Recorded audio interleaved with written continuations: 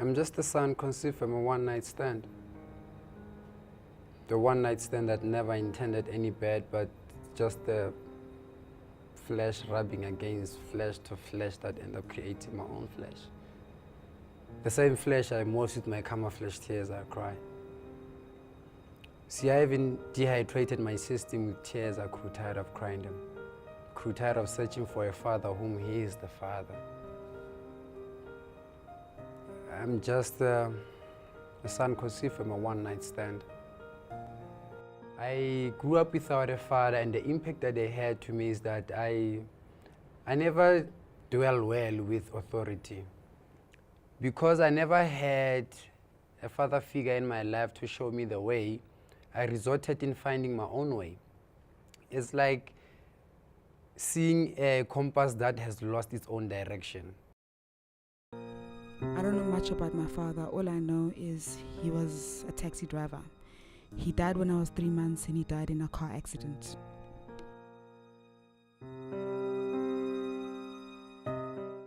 There was some point in my life where I felt like my mom had favorites. So she had my sister as a favorite. She'd always speak for my sister. I'd always be in the wrong. So there's a part of me that wished that my dad was around, because I'd probably be his favorite. I'd be daddy's little girl, you know. So I'd always isolate myself because I felt that I was never the favorite, or I was always teased at some point because my sister was lighter, was prettier than me, and I was dark. So that caused my loneliness. I isolated myself so much. I had an incident where a guy came to my house. I think I was doing grade 8 at a time. And he was semi-drunk, and probably he was used to coming to the house and terrorize. And I had to be I was the only man left in the house. I could have resorted to talking, but at the time, what was immediate for me, it was attacking this particular person. I went out, he ran away, I managed to get him. I just expressed, unleashed whatever rage that was in me at the time. Police came, I was young, I gave them my context, they understood, they locked him up. And that affirmed to me that what I was doing is right. No one was saying, no, it was wrong. You're supposed to speak sense to this individual. It moved to my personal life where I was not protecting the family, now protecting my own social interactions, girlfriends, friends, in that way. My father's absence, it affected me a lot, to the point that I'd understand what a male figure is. I think that's why I went out and looked for my father and all these men that I've been with. There is a guy that I found that resembled my father. Unfortunately, he didn't resemble him altogether, but there were similarities about him.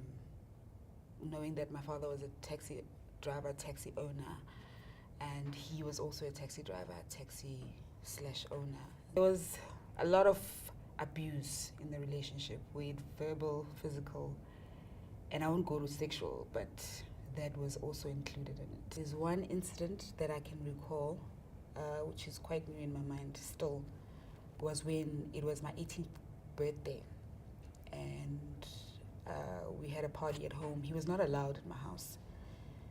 I just saw feet, and I was like, okay. When I looked up, it was him and his friend. He was carrying a glass with whiskey. So as I moved forward, I'm like, oh, hey, I was just talking to him, blah, blah, blah. And I feel like I was explaining myself at that time in any case. And he just, in a blink of an eye, he just took that glass and he just hit me in my nose right here. You know, and he kicked me and I fell. So now this guy is trying, and I'm like, no, just go. The guy that I was sitting with, my high school friend, or the guy I had a crush on in high school, was trying to help me. And I'm like, no, just go. You know, so I didn't want anything to happen to him, even though he beat me. So I asked him to go, and then he carried on beating me, and he left me there. I remember there was a day where I was invited over by my girlfriend at the time, very intelligent woman. He said I should come over, we had fun, and there was a friend there with a boyfriend, and it was just 4 of us. And the following morning, I think it was 8 o'clock, barely up after a long night of alcohol and fun, she just received one phone call and left. I'm trying to go out and find her. Where is this person? I mean, I'm the one who visited here. The person is not where 11, 12, or 1, 2. I went out of the flat, circulated the flat, went out, went to Gandhi Square, walked. I was boiling. I didn't want to be an understanding person. By being understanding, I showed that I'm weak.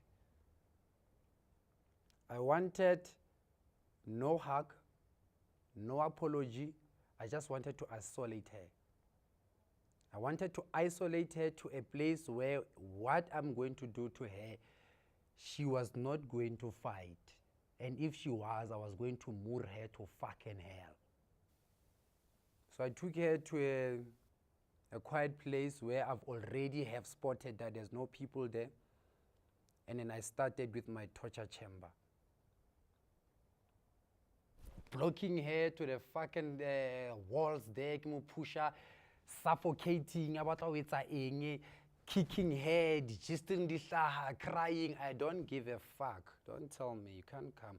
At that time comes that mentality, the mother of my boy did this to me. This other girlfriend, I found her with a boyfriend, did this to me. Somebody beat. All those things come flashing in your eyes. You can imagine it was a traumatic scene.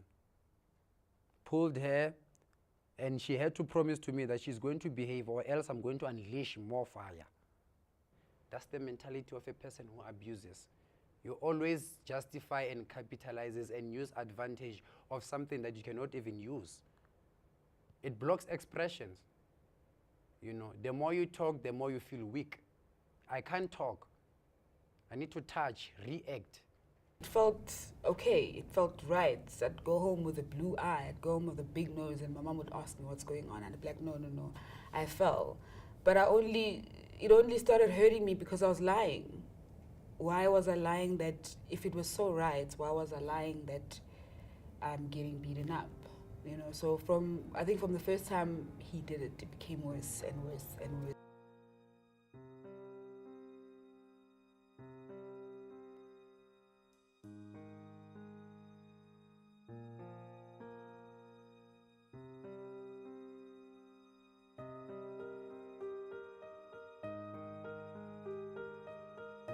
Our mothers, fathers at home, they teach this to us, they lecture it. They give us master's degree on how to abuse and stay under the radar without being noticed. Our mothers did this professionally. They'll get a beating of their life, and the following day they'll wake up like they've just from the honeymoon. And the funniest thing is that most of the time, when I hear about these kind of issues, the men come back and say, I'm sorry, I'm never going to do it again.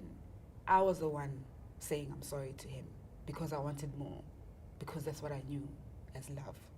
I have a cousin by the name of Nunum Tembu. She's a cousin actually from my father's side. I remember she used to visit our house a lot. There's a point where she stayed with us for a while until her family took her back. But I did speak to her at some point, and she did mention that she was in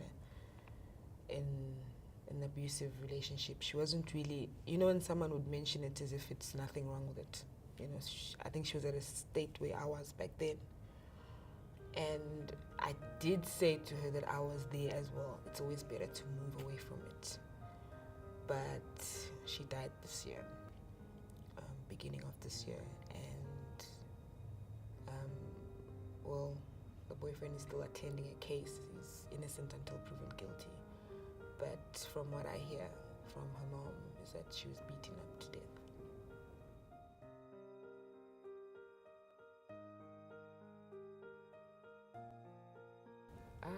The one good thing that came out of the relationship with this guy was my daughter, Tandi Sombambo, who literally rotated the way I live. It was a 360 turn. It was a turn altogether. At first it was difficult because I couldn't accept her. For the first 2 weeks, I remember, because I was fighting to get his dad back. I was fighting to get him back because he was done with me. He was very clear about the fact that he's done. I've had the baby and I'm going to raise that baby alone. The beating up stopped when I gave birth to my baby, Thandiswa. And I had a sexual abuse encounter with him after that in 2006, but that's where it ended. It became very important to me that I become a better person to myself and to those who loved me at a time, purely because I realized the harm that I was causing. You can't claim to love somebody else at the very same time you're hating them. There was a point where I was sleeping with Thandiswa in bed, and I think my mind wasn't even there. It was somewhere else, and we were sleeping in the same bed. And she was really young. I think she was like, after the 2 weeks, because I was recovering. And she was sleeping next to me, and I forgot that I was sleeping with a baby in bed. And I felt something touching my hand. And I just, I didn't realize, and I just did that. And she fell. From the bed to the floor, she fell. And I think that for me, that was the moment where I was like, what am I doing? You know, this is a child of mine. Yes, fine, it was 8 months, but this child lived in me. You know, she lived in me for so long. Why am I choosing a man over my child? So I think that was the moment where I was like, wait a minute. And the fact that I went to therapy at some point helped. So.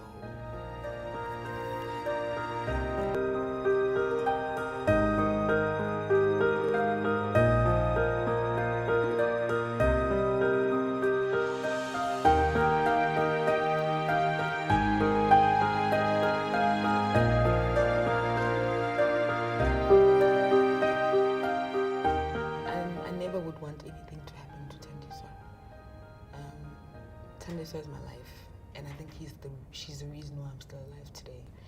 And I want her to always know that she's mommy's little girl. You know, she doesn't have to look for love anywhere else. I want her to know what love is. And if a guy comes to her and says, I love you, she must know if it's real or not. You know, she must not just accept a guy that's gonna slap her around. I don't want her to ever feel the space of a dad. Because I think the reason why I felt it is because I was always isolated. I want my daughter to know that whatever she does, she can do it with all her heart.